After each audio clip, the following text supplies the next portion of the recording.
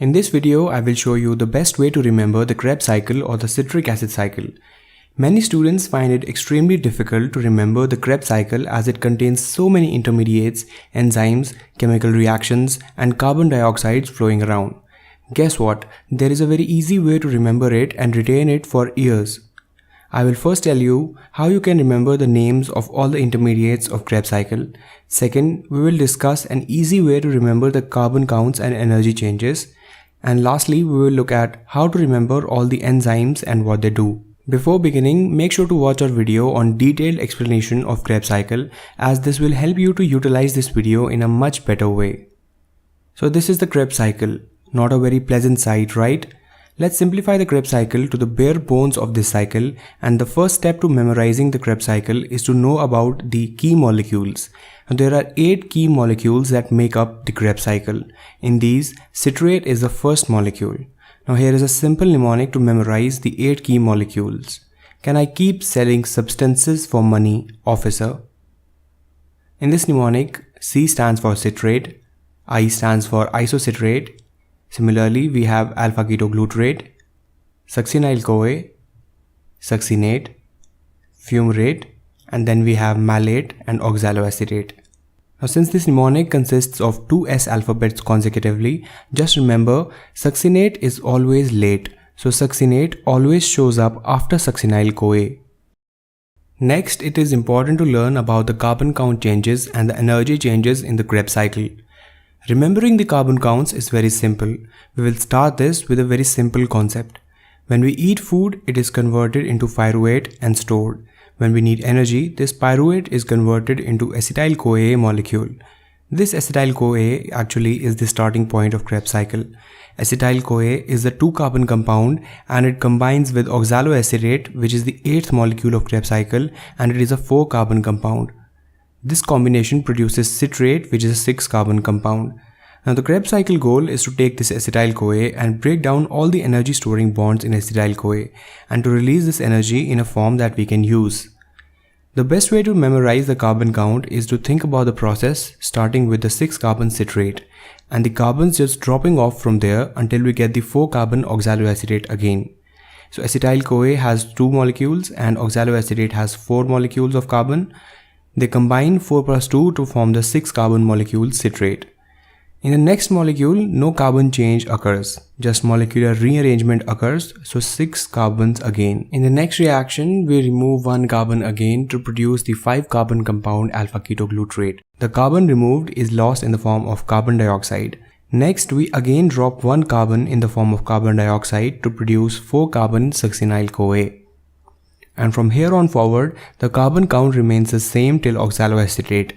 Succinate, fumarate, malate, and oxaloacetate all have 4 carbons until oxaloacetate combines with another molecule of acetyl-CoA to form citrate. Now as I mentioned earlier, the whole purpose of Krebs cycle is to produce energy. This energy is carefully extracted in the form of hydrogen ions and stored in energy carrying molecules known as FAD and NAD. The hydrogen ions reduce NAD and FAD to form energy shuttles, NADH and FADH2, which are used in electron transport chain. Click on the card above to learn more about the electron transport chain. Now you can remember that the NADH production takes place at the carbon drops of the cycle and at the final step of the cycle, that is conversion of malate to oxaloacetate. These steps are facilitated by dehydrogenase enzymes. We will learn more about these enzymes in just a bit. The only step using a dehydrogenase enzyme but not producing NADH is the step facilitated by succinate dehydrogenase. This step produces QH2, which then donates its hydrogens to FADH2. So 2 NADH are produced where the carbon dioxide is produced in the cycle, and 1 NADH is produced at the final step of the cycle, that is conversion of malate to oxaloacetate.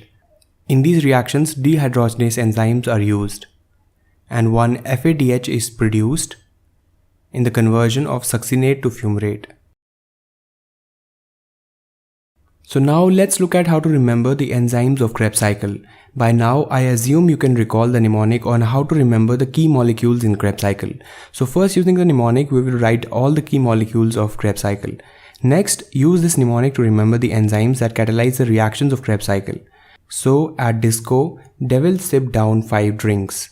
All the S in this mnemonic stand for synthesis, and all the D in this mnemonic stand for dehydrogenase enzymes. The only two unique names you have to worry about are aconitase and fumarase. For rest of the enzymes, you can get the complete name of the enzyme by looking at which molecule is the enzyme acting on. The first letter in this mnemonic corresponds to the enzyme that catalyzes the reaction of combination of acetyl-CoA with oxaloacetate to produce citrate. Like we just discussed, all the S alphabets of this mnemonic mean the enzyme will be a synthase, and to get the complete name, we look at which reaction the enzyme is catalyzing. For example, in this case, the first reaction, the citrate is being produced, so the enzyme will be named as citrate synthase.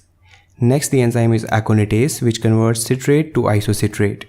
Now again, all the D's of this mnemonic will mean the enzyme will be a dehydrogenase.